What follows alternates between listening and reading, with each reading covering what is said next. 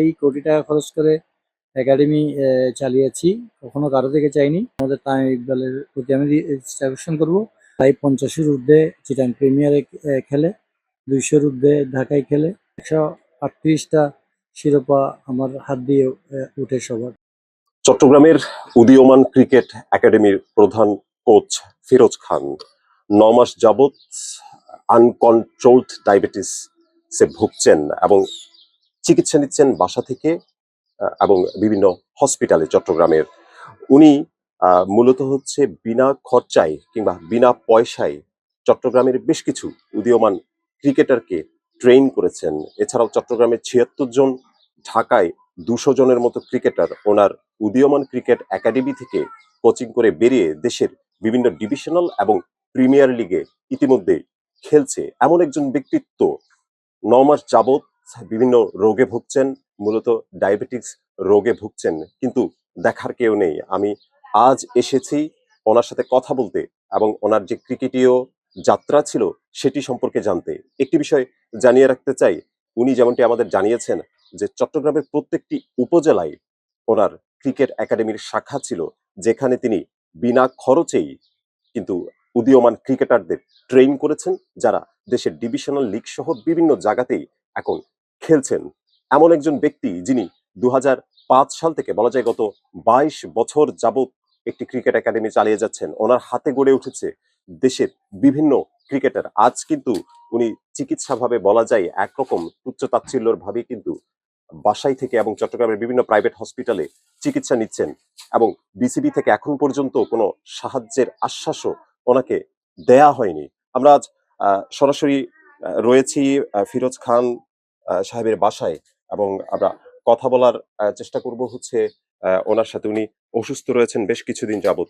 যদি দেখানোর চেষ্টা করি, আসলে ওনার যে অসুস্থতা সেটি বেশ ক্রিটিক্যাল পর্যায়ে চলে গিয়েছে এবং বাংলাদেশ ক্রিকেটের পক্ষ থেকে কিন্তু এখনো কোনো ধরনের সাহায্যের আশ্বাসও কিন্তু এখন পর্যন্ত আসেনি। আসসালামু আলাইকুম ফিরোজ ভাই, বর্তমানে কেমন আছেন? কখন থেকে অসুস্থতা ভোগ করছেন? আজকে প্রায় 9 মাস অসুস্থ আছি। আমার জন্য সবাই দোয়া করবেন। আপনার ক্রিকেটীয় যাত্রাটা সম্পর্কে যদি একটু বলেন, কখন থেকে আপনার ক্রিকেটের কোচিং শুরু হয়, কত মানুষজন আপনার ক্রিকেট কোচিং করেছে? আসলে আমার ক্রিকেট কোচিং যাত্রা 2003 থেকে ঢাকা মোহামেডান 2 বছর খেলে আমি সেই ক্রিকেট কোচিং শুরু করি খুব অল্প বয়সে। তো আমি প্রত্যেকটা উপজেলায় কোচিং করিয়েছি এবং প্রিয় উদীয়মানকে আমি ইয়ে করে উদীয়মান নামে একটা সংগঠন তৈরি করি, উদীয়মান ক্রিকেট একাডেমি।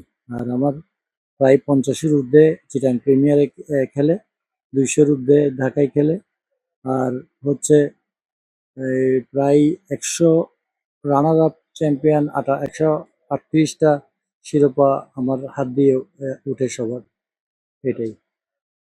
আপনার এমন সময়ে আসলে বাংলাদেশ ক্রিকেট থেকে, বাংলাদেশ ক্রিকেট বোর্ড থেকে কোনো ধরনের সাহায্য এখন পর্যন্ত আসলে বিষয়টা কি আপনাকে ব্যথিত করে না?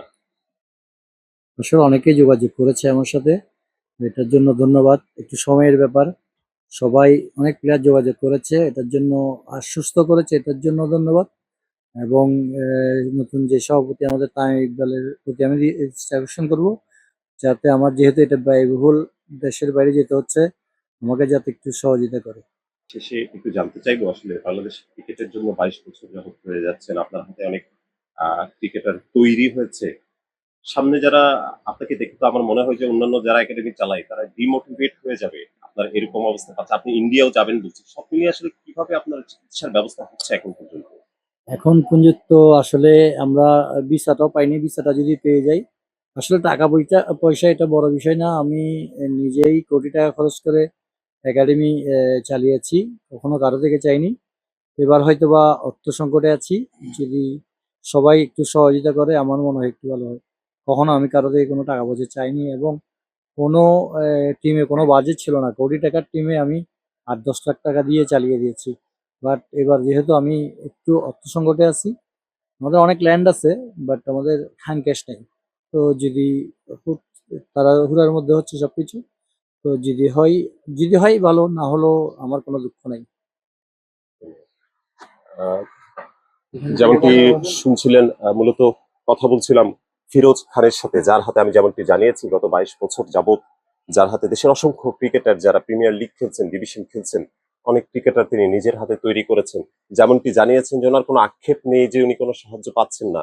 আহ, তবে উনি চান হচ্ছে দেশের ক্রিকেট যাতে এখনো এগিয়ে যায়। উনি নিজ খরচে নিজের অর্থায়নে কিন্তু ওরা চিকিৎসা চালিয়ে যাচ্ছেন, সেটি কষ্ট হলেও তিনি চালিয়ে যাচ্ছেন। তিনি যেমনটি জানিয়েছেন বিনা খরচে তিনি ক্রিকেট একাডেমি চালিয়েছেন, প্রায় কোটি টাকার মতো খরচ করেও কিন্তু বিনা খরচে দেশের বিভিন্ন ক্রিকেটারকে, যারা এখন বিভিন্ন পর্যায়ে খেলছেন, তাদেরকে তৈরি করেছেন। তিনি কিন্তু এখন একটি কঠিন মুহূর্ত পার করছেন। আমার সাথে রয়েছে ফিরোজ খানের আহ, বড় ছেলে। আমি ওর কাছে একটু জানতে চাইবো যে কেমন লাগে আসলে। আব্বা তো অনেকদিন যাবত ক্রিকেটের সাথে সম্পৃক্ত আছে, অনেকগুলো প্লেয়ার তৈরি করেছেন। বাবা এই অবস্থায় আছেন, তখন বাংলাদেশ ক্রিকেটের আসলে কি করা উচিত ছিল এখন? বিসমিল্লাহির রহমানির রহিম। আমি মোহাম্মদ ফিরোজ খানের বড় ছেলে আফ্রিদি। আমিও ক্রিকেট খেলি। অনেকদিন যাবত ধরে ক্রিকেট খেলতেছি।